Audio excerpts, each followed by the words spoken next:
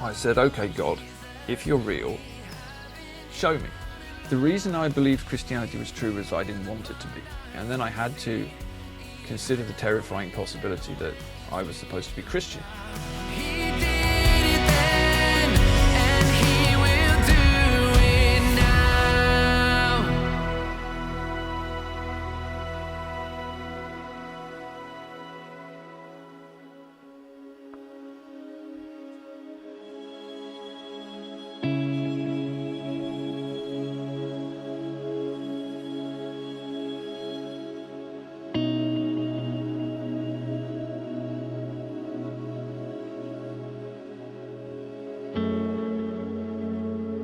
Given what you've told us so far about your growing up years, where you sat within the sort of spiritual realm, let's say, you're pretty unlikely to explore Christianity. So how did that happen? Did you want it to be true? No, I didn't explore it. It came and got me. So that was the thing that happened. So I'm trying to remember the kind of order in which things happened, but I was sort of practicing Wicca. I was dissatisfied with it. I've been on this spiritual search for about 10 years or so, and I've been going in all sorts of directions. I've been reading the Tao Te Ching, and I've been exploring mythology and looking at other religions, and I was really looking for the truth. And I was increasingly convinced that there was a God behind things. There was some intelligence behind the universe. There was some creative force.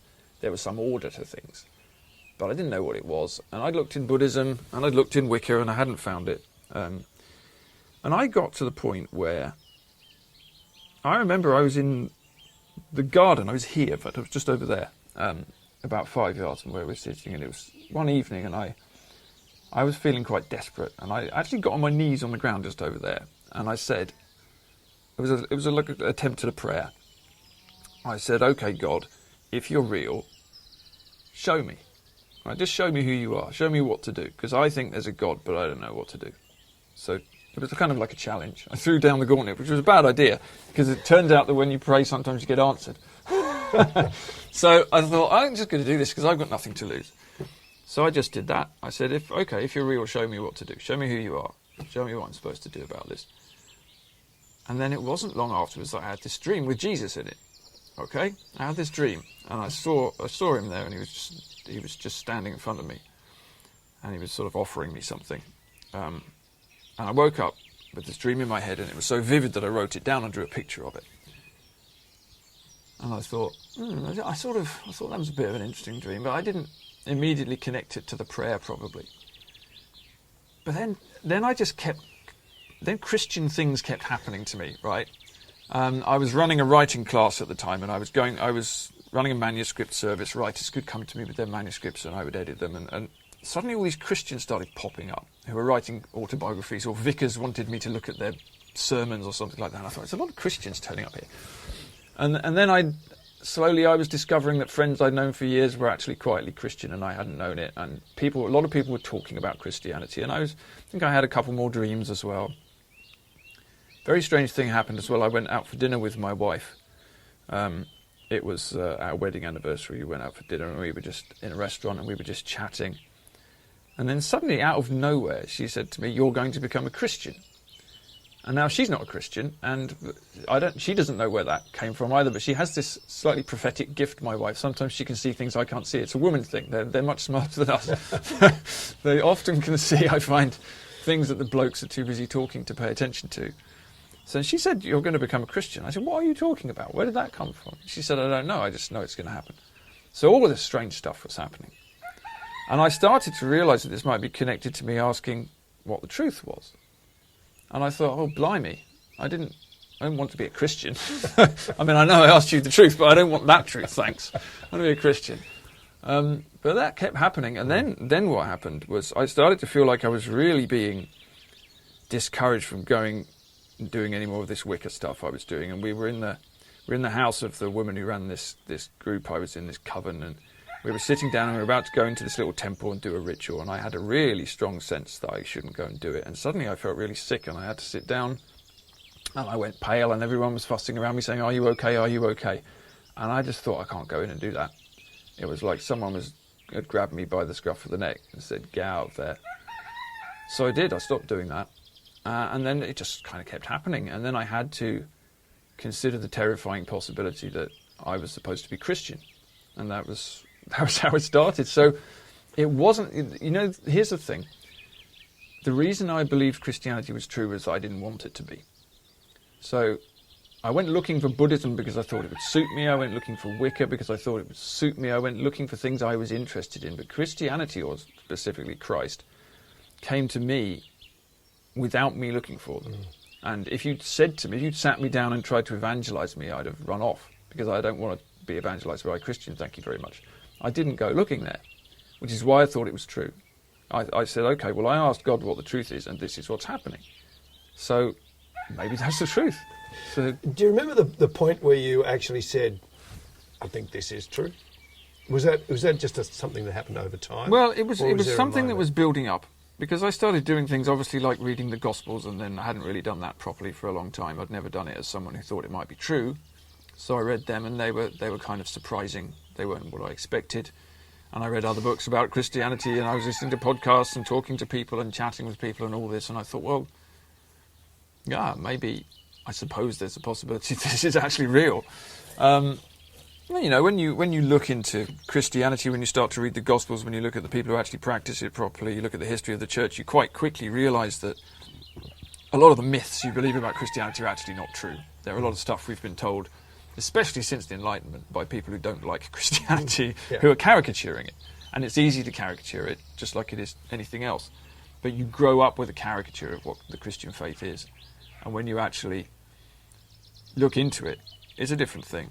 And so, yeah, really, that was what happened. And I was just sort of gradually considering the possibility that this might be true, and I had to take it seriously. And then I had another experience which was kind of very profound. It was very strange. I was at a concert. My son plays the guitar in a music school, and we had to go to a concert in a hotel, and he was playing and lots of the other kids at the school were playing. So there was just this concert, and you had to go in and sit down in a hall with the other parents and sit and listen to the guitar. So I went in, and I was just walking to sit down in my seat, and suddenly I was just overwhelmed by this completely universal kind of oceanic sense of love, in which I could see everyone else in the room and what they really were.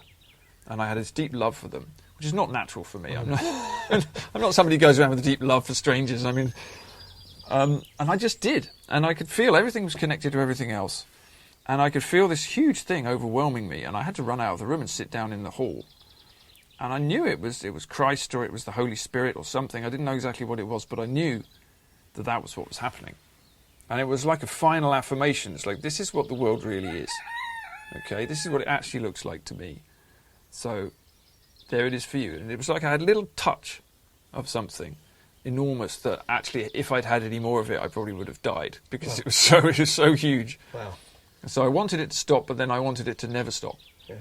And I thought, I think I have to be a Christian. And that was that. I just thought, I have to be a Christian. I don't even know what that means, but I think that's what it is. Where do you now express worship, and what community is an encouragement to you? Well, I'm an Orthodox Christian, so I went through a phase of, as you probably do when you become a Christian, thinking, well, what do I do about that? Because I'd come from outside a tradition. I wasn't brought up in any particular church. But again, what I did was I started praying, and I said, well, okay, God, here's another gauntlet for you.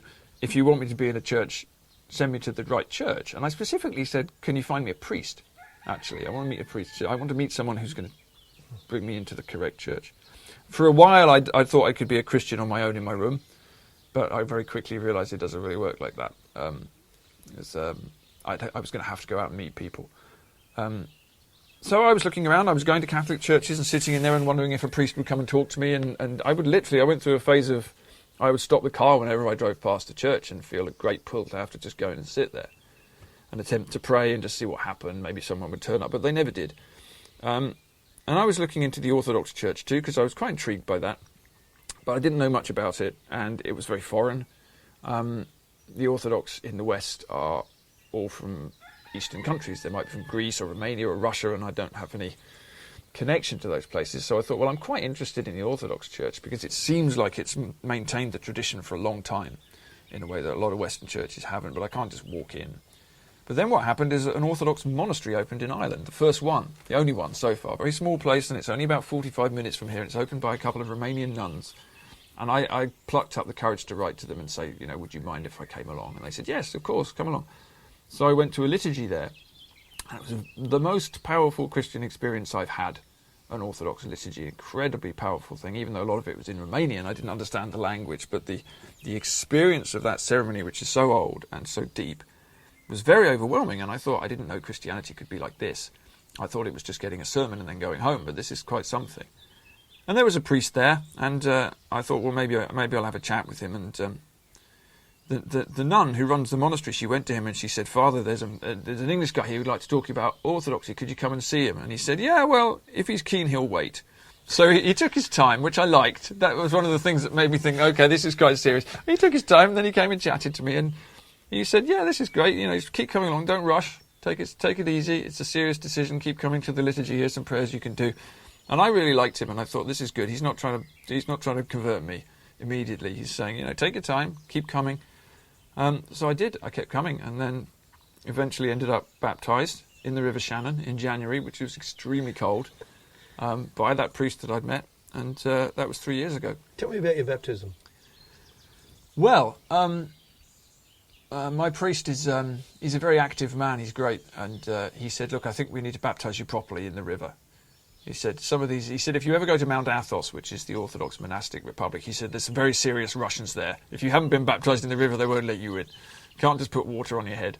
So, and he loves doing that. He recently baptised somebody in the sea in Galway, which was fantastic. So he said, come, let's do a proper baptism, like Christ in the Jordan. So we had to go to the River Shannon. It was actually in the middle of COVID, so probably technically I wasn't even supposed to be being baptised, but whatever. So we went down to the River Shannon. It was on Theophany, Epiphany, in January, so it's the 6th of January, which is also my son's birthday. And it was a frosty day, there was ice everywhere, and the River Shannon is very cold, it's not the Jordan.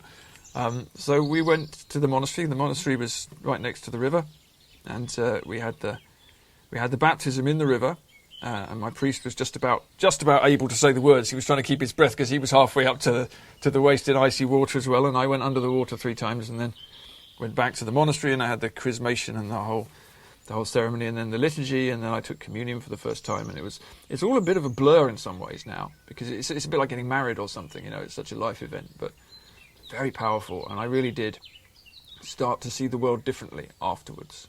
Not in some instant way where suddenly everything was miraculous, but I noticed that after I was baptised, the world looked different. Somebody described it to me as previously having seen in black and white, now you can see in colour, and it did feel a bit like that, and it still feels like that. Something that's still unfolding all the time. So yeah, it was a very powerful thing. Something, if you told me 5 years before that was going to happen, I would never have believed you.